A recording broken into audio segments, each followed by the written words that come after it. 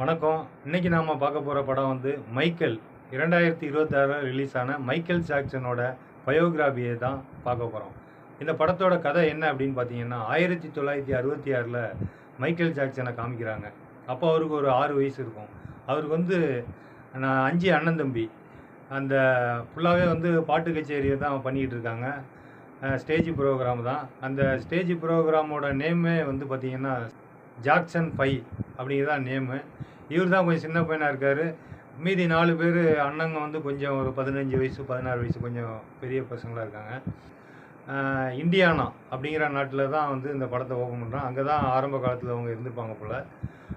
அங்கே வந்து சின்ன சின்ன ஸ்டேஜில் வந்து சாங் வந்து பாடுறாங்க, டான்ஸ் ஆடுறாங்க, நல்லா போயிட்டுருக்கு. என்னென்னா ஒரு ப்ரோக்ராம் முடிஞ்சவொடனே வீட்டுக்கு வராங்க. வீட்டுக்கு வந்தோடனே அவங்க அப்பா வந்து ரொம்ப ஸ்ட்ரிக்டாக இருக்கிறாரு. ரிகர்சலுக்கு வந்து கூப்பிட்றாரு. அப்போ மைக்கேல் ஜாக்சன் வந்து 6 வயசு.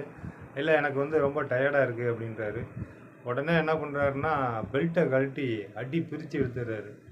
இப்படி வந்து இவரோட ஃபேமிலியில் இவங்க அப்பா வந்து ரொம்ப ஸ்ட்ரிக்டாக இருக்கார். அவங்க அம்மா வந்து எதுவும் சொல்ல மாட்டாங்க. அவங்க அம்மாவால் எதுவும் சொல்லவும் முடியாது. ஏன்னா அவங்க அப்பா வந்து அவ்வளோ கடுமையாக ரொம்ப இதுவாக இருக்கார். இப்படி தான் வந்து அந்த ஃபேமிலிக்குள்ளே அவர் இருக்கார். பெருசானா கூட அவங்க அப்பா வந்து கண்ட்ரோல் பண்ணிக்கிட்டே இருக்கிறாரு. நிறைய பேட்டியில் கூட ஒரிஜினல் பேட்டியில் கூட அவர் சொல்லியிருக்காரு. எங்கள் அப்பாவை மீறி வந்து எதுவும் பண்ண முடியல. ரொம்ப வந்து என்னால் தனிமையை வந்து ரொம்ப தனிமையாக என்னால் இருக்க முடியல அப்படின்னு சொல்லிலாம் சொல்லியிருக்காரு. சரி, இப்போ கதையில் வருவோம். இப்போ அப்படியே வந்து கொஞ்சம் கொஞ்சமாக வந்து ஃபேமஸ் ஆகிக்கிட்டே வராரு. ஏகப்பட்ட ரசிகர், நிறைய ஆல்பம், சாங்கு இதெல்லாம் தொடர்ந்து பண்ணிக்கிட்டே இருக்கார். 66, 70, 75, 80 இப்படி 88 வரைக்கும் இந்த படத்தில் வந்து அவர் பண்ண ஷோ, சாங்ஸு, இந்த ஆல்பம் சாங்கு இது எல்லாத்தையுமே வந்து காமிச்சிருக்காங்க. ஃபேமிலியில் வந்து பார்த்திங்கன்னா நல்லா அதான் புகழோட உச்சத்துக்கே போயிடுறாரு. நல்ல பணம், பேர், புகழ் எல்லாமே இருக்குது. ஆனால் இவர் என்ன பண்ணுறாருன்னா வீட்டுக்குள்ளெலாம் வந்து பார்த்திங்கன்னா ஒரு டிஃப்ரெண்ட்டாக வந்து இருக்கார். அதான் எல்லாமே பிளான் பண்ணி தான் வந்து அடுத்து என்ன பண்ண போகிறோம். அதே மாதிரி அவர் சாங்கு கூட நீங்கள் பார்த்தீங்கன்னா ஏன் ரசிகர்களுக்கு பிடிச்சிது அப்படின்னா அதில் வந்து நிறைய வந்து தன்னம்பிக்கையை வந்து ஏற்படுத்துகிற மாதிரி சில விஷயங்கள் லிரிக்ஸில் இருந்து எல்லாமே வந்து அதில் இருக்கும். இவர் வந்து பார்த்திங்கன்னா முதல்ல ஒரு சிம்பன்சி அப்படின்னு ஒரு குரங்கை வாங்கிட்டு வந்து பழகி எல்லாம் பார்ப்பாங்க அவங்க ஃபேமிலிக்குள்ளெல்லாம். அடுத்து பார்த்தா வீட்டுக்குள்ளே பார்த்திங்கன்னா ஒட்டை சிவிங்கி இருக்கும். ஏதேதோ மிருகம்லாம் எடுத்துகிட்டு வந்து வளர்த்துக்கிட்டு இருப்பார். ரொம்ப அதெல்லாம் அவருக்கு வந்து ரொம்ப பிடிக்கும். அப்புறமா பார்த்திங்கன்னா ஒரு மலைப்பாம்பையும் எடுத்துகிட்டு வந்து வளர்த்துக்கிட்டு இருப்பார். அவருக்கு வந்து ஒரு சிஸ்டர் ஒன்று இருக்கும். அதுக்கிட்ட பேசியிருப்பார். பக்கத்தில் அப்போ தான் மலைப்பாம்பு வந்து பார்ப்பாங்க. மலைப்பாம்பை வந்து காமிப்பாங்க. அப்போ அவங்க சிஸ்டர்கிட்ட சொல்லுவார், பார்த்து ஜாக்கிரதையாரு, இது வந்து பசியோடு இருக்குது அப்படின்னு சொல்லிட்டு போவார். சும்மா காமெடி சொல்லிட்டு போவார். இவருக்கு ரொம்ப பிடிச்சது என்ன அப்படின்னு பார்த்தீங்கன்னா ஸ்னேக் அப்படின்னு சொல்லியிருப்பார், பாம்பு. ஏன் அப்படின்னா இவரும் பாம்பு மாதிரி தான் டான்ஸ் ஆடுவார். இவருக்கு எலும்பு இருக்கா இல்லையா அப்படின்னு தெரியல. அதே மாதிரி இந்த படத்தில் நடித்த ஹீரோ அவருக்கு வந்து 29 வயசு தான் நினைக்கிறேன். 1997 ஏதோ பிறந்திருக்காரு. படம் பார்க்கும்போது கொஞ்சம் மைக்கேல் ஜாக்சன் மாதிரி இல்லையே அப்படின்னு ஒரு ஃபீல் இருந்துச்சு. ஆனால் கிளைமேக்ஸில் ஒரு சாங் வந்து பண்ணியிருக்கும்போது அப்படியே மைக்கேல் ஜாக்சனோட ஆவியே இவருக்குள்ளே வந்துருச்சா, மைக்கேல் ஜாக்சனே நேரில் பார்த்த மாதிரி இருக்கும். அவ்வளோ சூப்பராக அவரை மாதிரியே டான்ஸ் பண்ணியிருக்காரு. என்ன இருந்தாலும் மைக்கேல் ஜாக்சன் மாதிரி ஒருத்தர் பிறக்கவும் முடியாது. அவர் ஒரு ஆள் தான். இருந்தாலும் இந்த ஹீரோ வந்து மைக்கேல் ஜாக்சனை வந்து அந்த கிளைமேக்ஸில் வந்து ஞாபகப்படுத்திட்டாரு. உண்மையிலே வந்து படம் வந்து ரொம்ப நல்லா இருக்குது, பாருங்கள். என்ன குறை அப்படின்னா அந்த 88ஓட முடிச்சிட்டாங்க. ஒருவேளை பார்ட் 2 எடுக்கிறாங்களா என்னன்னு தெரியல. மைக்கேல் ஜாக்சனை வந்து எல்லாருக்குமே ரொம்ப பிடிக்கும். ஜென்சிக்கு எப்படின்னு தெரில. அப்படி வந்து ஒரு world super star Michael Jackson மாதிரி வந்து ஒருத்தர் வர முடியாது. அதை வந்து பிரபுதேவா கொஞ்சம் இது பண்ணியிருக்காரு.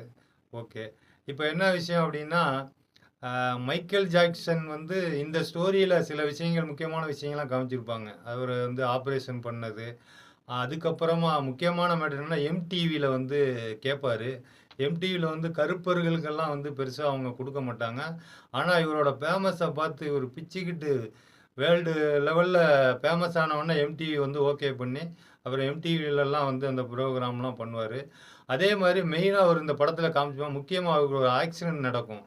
அது எப்போன்னா பெப்சிக்கு வந்து ஒரு இது பண்ணியிருப்பார் சாங்கு. அந்த சாங் அப்போ அவர் ஸ்டேஜில் நடந்து வரும்போது பின்னாடி வந்து ஸ்பார்க் வரணும்னு சொல்லிட்டு வெடிக்கிற மாதிரி ஸ்பார்க்கெல்லாம் செட் பண்ணி வச்சுருப்பாங்களாம். அதில் ஒரு வெடி வந்து லேட்டாக வெடிச்சிரும் போல். அந்த வெடி கரெக்ட்டா வெடிச்சு அந்த ஃபயர் வந்து அவரோட தலையில வந்து விழுந்துரும்.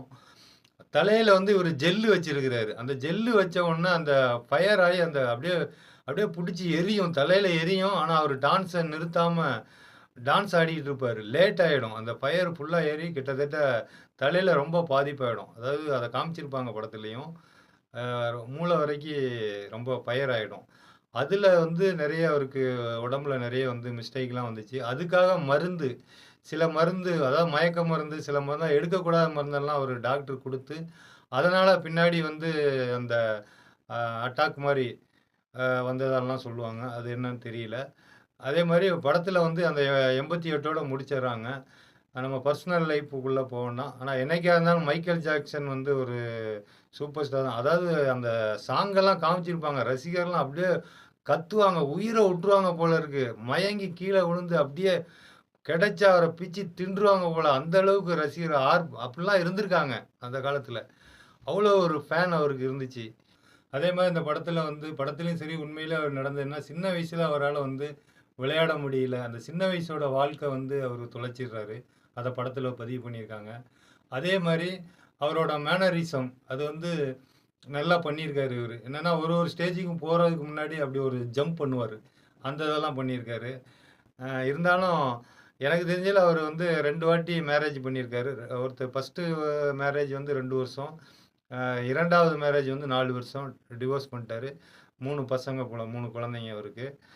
இன்னும் கொஞ்சம் காலம் இருந்திருக்கலாம் நம்ம கூட. ஆனா கொஞ்சம் சீக்கிரமாவே அவரு நம்மள விட்டு போயிட்டாரு. படம் பாருங்க. மைக்கேல் படம் பாருங்க. ரொம்ப நல்லா இருக்கு. நன்றி, வணக்கம்.